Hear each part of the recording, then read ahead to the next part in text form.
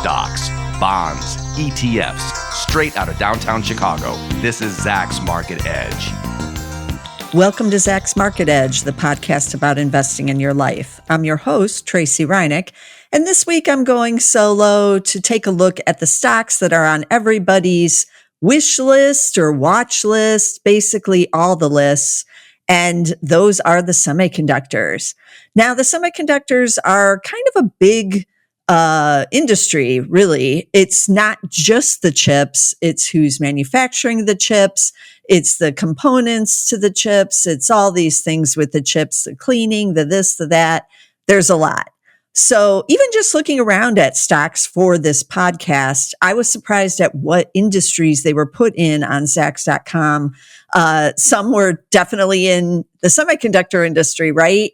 But others were kind of hit or miss, different various places on the industry, settings there. So you have to be a little more of a detective to find some of these stocks and, see what's going on with them. And that's what I intend to do on this week's podcast. I just wanted to take a look at some of these stocks.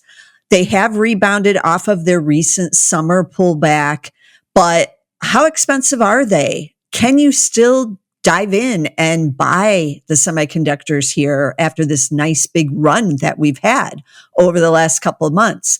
Is there more upside to a company like Nvidia? Should you be buying Nvidia here if you don't own it? These are all some good questions. I intend to bring some answers again during this podcast, and I'm going to show the charts on the video podcast portion on YouTube. So be sure to check on the YouTube video for this podcast to take a look at the charts. We're going to look at the detailed estimates, the price of consensus, of course, and kind of see where we stand before we get these next earnings results. So with that being said, let's dive right in. So the first one I picked is Lam Research. That might not be the one that's right at the top of your list to lead it off, but it is the one that's kind of least talked about. And I can see right here when I'm recording this on October 15th, shares are down 9.5%. So something's going on in the background with Lam's business to get a big sell-off like this.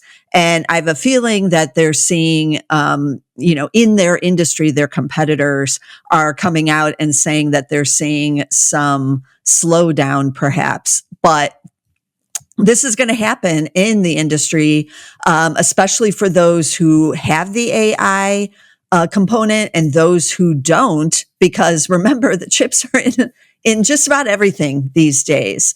Almost every device you're using, even your refrigerator, most likely has semis in them now. So there's a lot of different areas of demand, and it's not all just AI. Keep that in mind as well. But that also makes it a little more difficult to be an investor, right? Unless you go with the industry leader in AI, which is just Nvidia. So outside of Nvidia, a little more difficult, and there's different components going on. So Lam Research, I brought it up here. It is a number 3. You can see the style scores aren't that great. A C for value, a C for growth, F for momentum, and a D overall. It is in the semiconductor equipment - wafer fabrication industry. And that's only in the top 42% of all Zacks ranked industries. And how do you get that Zacks rank for the industry? That's really a combination of all the analyst estimates in that industry. Are they raising? Are they cutting? Are they just kind of sitting there? So the higher it is, that means more of the analysts are bullish on more of the companies in that industry and raising those earnings estimates on the industry. So top 42%, that's more bullish than bearish. It's kind of indicated people probably are just kind of on hold there at Lam and in the semiconductor equipment wafer fabrication. But there's a way for us to find out. We can look at the detailed estimates. So we're going to. So I'm clicking on that. First off, just on the PE basis, Lam is trading at 26 times, just so you know. It's not one of the super expensive of the semiconductors, but not, a value play either. They're on the fiscal year, and I'm scrolling down. You can see revenue expected to be up about 16% this year, fiscal 2025, and up for earnings 9.7%. Next year, looking more bullish, 2026 earnings expected to be up 34%. So that's a nice jump there with about the same level of sales growth, 15.4%. Analysts all over the place for this year and next year. There's some cuts happening now, 2 in the last week for this year, 1 in the last week for next year. Nobody's raising in that time period, but they have been raising in the last 30 and 60 days. So some analysts unsure here. We have 328 for this year, 440 for next year. That is earnings growth because scrolling up here, they made $2.99 last year. So that's where we're getting the 9.7%. What does it look like on the price and consensus chart? I bet it's pretty good. This is a little bit different than I would have thought. Okay, so it is showing the earnings growth year over year for this year, this coming year, 2025, and this 2026. But you can see the analysts getting a little bearish here. There's suddenly the consensus is starting to decline a bit there. So that's why we're at the number 3. We're going to have to wait for the earnings report on Lam to really see what's going on. And that earnings report is coming next week on October 23rd. So, but something else is going on in the industry. The shares are selling off here when I'm recording this. And we're going to see this over the next couple of weeks as these earnings reports come in, just in the industry in general. Companies are going to say certain things that we know are probably happening at the other companies too, good and bad. So it's going to be a lot of volatility during this earnings season that might give you an opportunity to get into the stock at a price that you find more attractive. So keep that in mind. We just had a big sell-off over the summer, as I said, in the semiconductors. So we know it's happened. And just because some of them are near their or at their all-time highs once again, doesn't mean we won't see another pullback. So for those of you with a little bit of patience, maybe it's worth it to have a little bit of patience on Lam Research as well. Wait for that earnings to come in and see what's really going on behind the scenes here with some of these companies. Now, we might not get all the answers we thought we were going to get, even with the earnings, but since it's so close, that's the time when, we want to get into it and, get some answers. So I'm pulling up the chart here, the interactive chart, just to kind of see where where it has, you can see the big sell-off there, like I mentioned over the summer. This was a big pullback. We have had a couple little rallies in Lam, but it's heading down right now once again. And the shares, I think this is year to date. Let's double check. Well, the shares are up 3.5% year to date. Not as good as you might have expected, right? VOO, the S&P 500 ETF, which I just also put up, is up 23. So it is underperforming now. Could this be a deal? I don't know. Shares are selling off pretty hard right now, but 26 times, yeah, we might be able to get it cheaper. Let's see. But that's Lam Research, ticker LRCX. That's the 4 letters LRCX for Lam. Okay, moving on to the next stock. I wanted to cover Taiwan Semi because they are reporting this week, and they might have reported already by the time you listen to this podcast. But just pulling that ticker up, it is ticker T as in Tom, S as in Sam, M as in Mary. They are making the semiconductors, and so they play this crucial role. But a lot of people over the years have considered them to be a little more boring side as an investment, at least. but let's check it out. Are they boring? I don't know. They're number one right now. Zacks number one, strong buy, but style scores, D for value, D for growth, C for momentum, but a D overall. They're in the top 1% of industries. Wow. Well, that should indicate that those estimates are being raised right now. They're number one out of 250, and their industry is semiconductor dash circuit foundry. So semiconductor dash circuit foundry is the top number one. Out of curiosity, you can click on these industries if you're on Zacks.com. How many industries are in it? They're the only one. So, but still, it should be telling us something good if they are at the peak. Something good should be going on with those earnings estimates, and we're about to find out, right? So they are the only one in this industry, but it still tells us a lot. So before we go and look at those detailed estimates, they do have a forward P of 29.78, or about almost 30. Their PEG ratio, though, right here is at 1.1. That's really low. Anything under 1 indicates value. So they're almost at the 1. They are paying a dividend yielding 1%.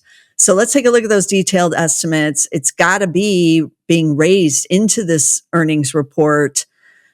Is it? Yes, we have one raise in the last week. Nobody is cutting. That's enough to get it the number one rank. We're at 645 for this year. That is up in the last 90 days from 616. And then next year, 829, up from 791 in the last 90 days. So, and that earnings estimates being revised higher for next year as well. Ahead of the earnings, that says a lot because the analysts don't like to be wrong. Like, do any of us? No, we don't. And why raise into the earnings report when you can just wait for it to come out and then you can raise? But someone is bold enough, they're bullish enough to raise heading into it. That's always a very bullish thing for the stock. And we're seeing that right now with these earnings estimates. So 2024 expected to grow earnings 24% on 23.5% revenue. Next year, 28% on 23.5% revenue as well for both years. But again, this is before the earnings report. So we'll see what they have to say. What does it look like on the price and consensus chart? I have a feeling this is going to be pretty good. Yes. Up and to the right, nobody's cutting, as I mentioned. So we're not seeing what we just saw with Lam Research, where it's starting to fall for this year and next year. It's just kind of holding, going straight across.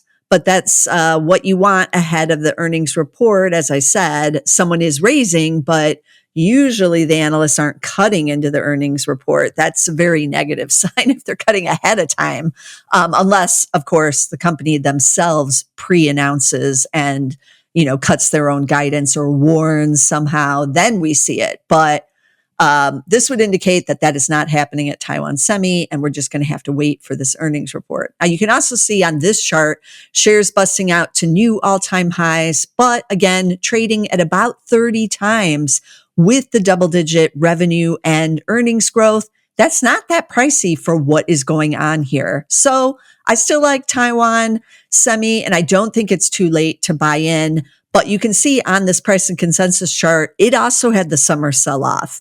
And that was a buying opportunity. We've had another one recently, but now busting out again. So you might want to be patient, thinking, yes, there will be another pullback. There always is some pullbacks, even as stocks are breaking out, and even as this one has been breaking out. So, but not that expensive here. And I'm a value investor saying that I do like where it's at, the price I'm paying for that earnings and revenue growth. And we'll see what else they have to say on this earnings report. But Taiwan Semi looking pretty bullish here, I have to say. Okay, the next one I wanted to cover is one I own in the insider trader. I believe it's also in the income investor portfolio from years ago, and it's Broadcom, ticker AVGO. A is in Adam, V is in Victor, G is in George, O. It's a number 2 right now. Let's look at those style scores. F for value. Yeah, it's not cheap. C for growth, B for momentum. It's got a D overall score. So these all have pretty low style scores so far. It's in the industry electronics dash semiconductors. That's in the top 35% of the industries, or 88 out of 250 industries. So I'm liking it. That's in the top 35. That probably does mean some estimates are being raised, or at least nothing is being cut. They don't have earnings again until December because they just reported not too long ago. Forward P now, this is why it gets the bad style score for value, is at 37.8. PEG is a little pricier than what we were just seeing with Taiwan Semi at 2.3. Does pay that dividend. That's why it's an income investor, but it's now down to just 1.2% yield. It was a lot higher back in the day when, income investors were looking around, and that's why it's still in that portfolio and owned by that portfolio. But with a lot of these tech names, they have rallied a bit and the dividends aren't quite as generous as what they used to be. Let's look at those detailed estimates because that'll tell the story on Broadcom. I had a great earnings report and let's see. Yes, the analysts are raising off that last earnings report, which is not that long ago. And we had 12 higher in the last 60 days, 3 though in the last 30 days. That's after the earnings. So still some people getting even more bullish. There is one that has been cut also in 60 days. Someone was a little too bullish perhaps and is getting more in line. Earnings for this fiscal year expected to be up about 14%, and then the next fiscal year up 27%. Those are some pretty big numbers on 44% revenue growth for this year, 16.7 for next year. What is it looking like on the price of consensus? It's trading near its all-time highs again. And you can see this is kind of crazy for 2026. So the analysts were very pessimistic on 2026 earlier in the year, but things have turning out to be better than they expected for this year and going into this fiscal year. And now they've been raising for the next fiscal year. So that's still a ways out. A lot can change, but analysts got that wrong or think they've gotten it wrong so far. And they are, as I mentioned, getting more bullish on even this current fiscal year. So this is some nice earnings growth after a few years of very consistent earnings growth, but now it's leaping up double digits going on here. But what about those shares? I said it wasn't cheap at 37 times, and you can see it here. Broadcom did pull back over the summer like the others. We stayed in it in the insider trader portfolio because we were waiting on that earnings report. It was good. And now the shares are close to or busting out, if you can see from this chart, to new all-time highs. What should you do with Broadcom? I've had to tell people who are new subscribers to the Insider Trader what to do on Broadcom because we've owned it since about a year now, since last year. We've sold off several times to lighten our position, take some of the profit off, but now we're holding a smaller position in the portfolio for this breakout. Some of the analysts are very bullish. Mizuho just put out a new note on Broadcom where they have a $220 price target now, and the current price is around $185 or so. And so they're very bullish on where the stock may be going. So you are going to pay a higher price for Broadcom here at 37 times, but the growth does appear to be there, and the animal spirits, the momentum is picking up again in the semiconductors. So I still like it here. It would have been better to buy on one of the summer sell-offs and pullbacks, and we might still get another one of those, as I mentioned with Taiwan Semi. If you do think to add to a position or start a position there, otherwise it still is attractive here.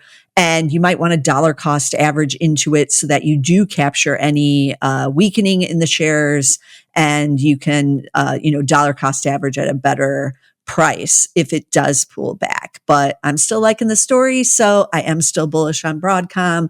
And as I said, we are still holding our remaining position in the insider trader here. So that's Broadcom, AVGO. Then let's take a look at AMD, Advanced Micro Devices, one of Nvidia's true competitors. It's a number 2 here, but its style scores are even worse. But are they worse? I'm not sure. It does have the B for momentum, so that's good. That's like Broadcom had. F for value, D for growth, B for momentum, F overall. How does it really have a D for growth? Let's find out. Bottom 39%. That's a bottom. So are the estimates being cut? It's got a number 2. I wouldn't think so. And it's in the computer-integrated systems industries. Not sure why. Shares are actually down 5%, as you can see if you're watching the video here on October 15th when I'm recording this. So a little bit of a pullback. Forward PE on AMD, 49 times. We knew it wasn't going to be cheap, right? Nvidia isn't either. You're paying for that growth. PEG of just 1.7. That's a little more attractive. No dividend on AMD, but we're not buying it for the income. That's not the name of the game with these ones. So, Advanced Micro, we're looking at the detailed estimates here. This year, revenue growth, 12.7, earnings growth, 26.8. We're liking that. They're expected to make 336, only made 265 last year. Next year, even more bullish on revenues, 27% growth, 54% on earnings. That's red hot.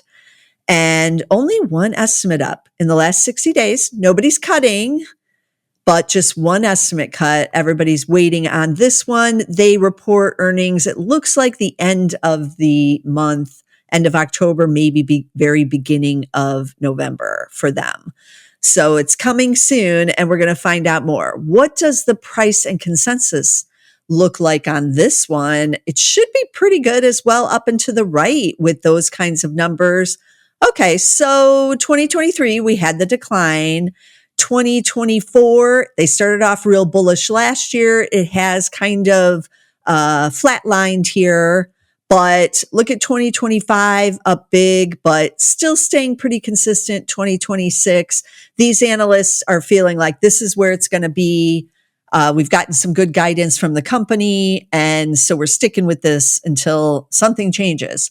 But they're sticking with this nice earnings growth.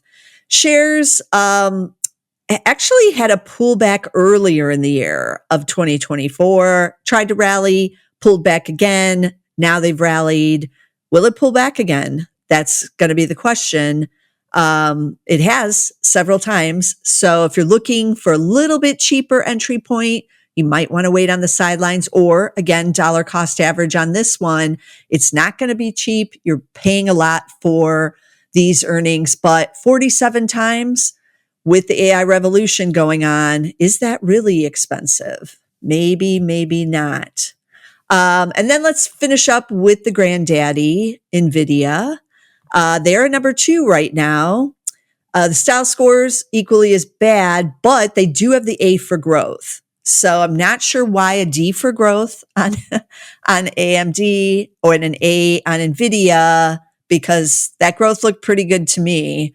Not sure how it got that, but there are several components in the growth. It's not just earnings, but Nvidia's got it. They got the A for growth. They do have the D for value, not surprising. D for momentum, a C overall VGM score on the style scores. I'm actually kind of surprised it's not an F for value. So that's pretty good. We're getting the D there. Industry rank, bottom 36%. So that's interesting with the number 2 rank. Why are they that low for semiconductors general? So they're in a little bit different industry as well. Out of curiosity, let's see who else is in this, if anyone. How many companies are in semiconductors just generally? Oh, quite a few. Texas Instruments and Intel also in there. Those are 2 names you would know. Texas Instruments is a 3, Intel is a 4 with their issues going on over there. So like I said, the industries are kind of all over. You can see over here on the right, it says related industries. We did have the circuit foundry, which we were just talking about with Taiwan Semi, but it's the only one in there. Nanotechnology is on here, and they're also top 1%. Then we have electronics miscellaneous services, top 7%, and electronics measuring instruments, top 11%. So there are a lot of different ways to find the semis or in semi-related companies that are in that broader industry. On Zacks.com, it is part of the computer and tech sector. Not surprising. But if you're trying to drill down, if you're trying to buy, these companies just more involved directly just in semis, then you kind of have to know a few names, watch this podcast, look around in these industries to get more ideas, except in Circuit Foundry where you can't get more ideas because it's just Taiwan Semi on Zacks.com. So, this is interesting data to have and to see what other names are in here. But Nvidia, one of the top names in this industry. And we're going to take a look at those detailed estimates now, but not cheap at all, trading at 49 times. We knew this. PEG ratio of 1.1. Once again, the PEG is looking very attractive as a value stock. Could you be a value investor and own Nvidia? That's a good question. I've looked at the Mag 7 stocks just recently on the Value Investor podcast, and I did see some value given the strong growth trajectory here. But on a PEG ratio, which is both value and growth, it is looking very attractive, even in the value category. Okay, so earnings up 116% for this year, 32% for next year. We know that they basically sold all of their new generation of the AI chips. So that's where we're seeing these huge numbers. Revenue up 104% for this year. And we have 39.86% expected for next year. I've said this on other podcasts. These are numbers we're unlikely to see by a company of this size ever again, maybe in our lifetimes. Who knows? Depends on how long you live, right? But these are just tremendous. And I do like looking at, these detailed estimates on Nvidia just to ooh and ah at what is happening here. So what gives it the number 2 rank? We have 13 estimates up in the last 60 days. 1 is up in the last 30. Nobody's raising in the last week. We do have some down, people adjusting. 2 are down for this year in the last 60 days and 1 for next year in the last 60 days. But the majority are raising. They still believe. Jensen is still out there talking about how hot it is. And I think he said insane demand recently. So it is still red hot. We're looking for 281 this fiscal year. They made $1.30 last year, and then 373 for next year. So that's some great numbers. What does it look like on the price to consensus?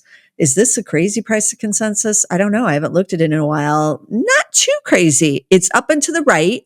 It's been very dramatic since last year. So the analysts have been trying to play catch up. And that's where you see these very dramatic, going straight up type of price to consensus charts. It's not looking like, say, a Chipotle. Let's look at that one real quick to just show you the difference in what happens when there's a sudden turnaround in the business and when you are consistently doing the better business year after year after year. So I'm showing Chipotle. It's up and to the right too, but the lines are horizontal, just going up like staircase. That is consistent, good management, a great company, growing those earnings year over year over year with very any little blips in there. And that is what you see in these longer term plays where the business is just growing at this slow and steady pace. I'm putting Nvidia back up again, so you can look at that one again. A lot of these AI revolution type stocks, either in like the cooling or in the semis themselves, or in anything that has to do with data centers, look like Nvidia's. Where this started, you can even trace it on the price of consensus back here in the first quarter or so of 2023. that's when they started saying, hey, there's demand for all these chips and we're selling a lot of them. And then they're beating and they're raising and they're beating and they're raising throughout that period up until present day. And the analysts still working to keep up with what's going on. Like I said, we're unlikely to ever see something like this again in quite a long period. So we need to enjoy it. We need to marvel at these types of charts. But the bigger question is, should you buy it here? Now, I know many of you did get in on these summer pullbacks because Nvidia had the summer pullback too. In fact, it's been about 6 months of the stock really going nowhere. And so it's been, down, and then it went back up. It went down again. Now it's back up. It is busting out to new highs. So you did miss the recent little lull here. Is there going to be another one? Well, there usually always is, because even going back into 2023, look at this lull you had after the initial excitement. You also had 3 to 6 months of the stock just kind of going sideways there until it became clear on what was happening with earnings and that it was the real deal. These earnings and revenue growth was sticking around. So then the stock has had several new surges to new highs. But again, we're taking a break while the street and the industry figures out what is the next upward move going to be? How much more is still left in the tank with, this chip demand and the AI rollout and even just spending on AI? Is that going to continue to expand? So this is why, looking at these charts is important. But this is another one where I feel like I was just saying there is still some value here. As long as these earnings and revenue growth holds, and it appears to be at least into next calendar year, then the stock at 47 times isn't all that expensive for this growth trajectory. Yes, I'm actually saying that as a value investor, I like it as a value here, even because it's just that much growth. Eventually, it won't have that, and it will slow on the pace of the growth. But for right now, that still isn't the case. So yeah, I would still be a buyer of Nvidia here. I'll be interested to see if any of the insiders buy after this next earnings report, because that gives us some clues. And yeah, some of the insiders have been known to buy Nvidia. We actually have owned it in the insider trader portfolio in the past. It's been a little while since they have bought over there, but we have seen some insiders in these AI stocks buying. So I would not count anything against it. After all, we do own Broadcom in the insider trader as well. Earnings expected later in November, so we're going to have to wait. But Jensen Huang has been out there. He's been talking to the press. He's been, talking about what the demand is like. So he's not hiding away. And we do have some ideas that it's still hot. That's kind of all we need to know right now. And that's maybe why the stock is surging. So that's Nvidia, ticker NVDA. But as I've shown you with all 5 of these stocks, there's a lot of ways to play the semis, a lot of different parts of the industry. And you don't have to just own one of the chip guys like Nvidia or Broadcom or AMD to be in this sector or industry, I guess it really is. So keep that in mind. There's a lot of different things going on, a lot of moving parts. And, you need to take a look at what's going on with each of them, because we let off with Lam Research being down 9.5% on this day that I'm recording this. So there's always something to investigate and decide on. But let me recap the stocks again, because you might have not be as familiar with some of the ones that I mentioned. So there's Lam Research, ticker LRCX. We have Taiwan Semi. They actually make the semiconductors. T as in Tom, S as in Sam, M as in Mary. And by the time you listen to this, you probably They have already reported earnings, so check into that. We had Broadcom, ticker AVGO. We had AMD, which is AMD. And then we had Nvidia, ticker NVDA, actually looking kind of cheap here. And just in full disclosure, the only stock that I own either personally or in either the value investor or an insider trader is Broadcom, which is in the insider trader, ticker AVGO. I don't own Nvidia, but I own it through, the S&P 500 and some of my other investments in general indexes and other funds that tech funds, technology funds that own it. But even I'm starting to think, maybe I can get in Nvidia with this kind of value, with this PEG ratio and that growth. It's looking kind of interesting here. So I'll let you all know when I buy Nvidia. But so far, I'm still on the sidelines on that one. But it's always good to have exposure to the AI revolution, and there's many ways to get it. So check out some of the other podcasts. I had another podcast recently on some hot AI stocks that you can buy now that are not some of these that I mentioned today, because there are other ways outside of the semis to play the AI revolution, including in stocks like Microsoft, the data centers. Someone's got to build all those data centers. We have construction stocks. There's cooling stocks. There's energy. You gotta use up a lot of energy to have a data center. And so the AI revolution is going to be maybe a revolution in energy as well. But plenty of ways to play it. Go check out that podcast. But be sure to subscribe so you don't miss a single thing. You're getting all the angles here on the Market Edge podcast every week. I aim to bring you what's going on in the stock market, stocks, bonds, whatever is happening. We've talked about gold. We've talked about Bitcoin in the past and cryptocurrencies. Maybe I need to talk about that again. But be sure to subscribe to get all of our podcasts here. You can get the video podcast on our YouTube channel, our main YouTube channel. That's at Zacks.com/YouTube, or put just Zacks Investment Research into the search bar. You'll find us. Just subscribe over there so that you never have to deal with finding it again. And you'll get all of our videos, including the top stock picks of the week. If you want more stock picks, go there and sign up there. If you just want the audio, which I get, I like the audio podcast too. You can get all of our audios on Apple. Most of you are there. We're also on Spotify. We're on Amazon Music. We're on SoundCloud. Just about anywhere you can get the podcasts and subscribe to them, you can get us. But be sure to get us somewhere, and I'll see you again next week with some more stocks.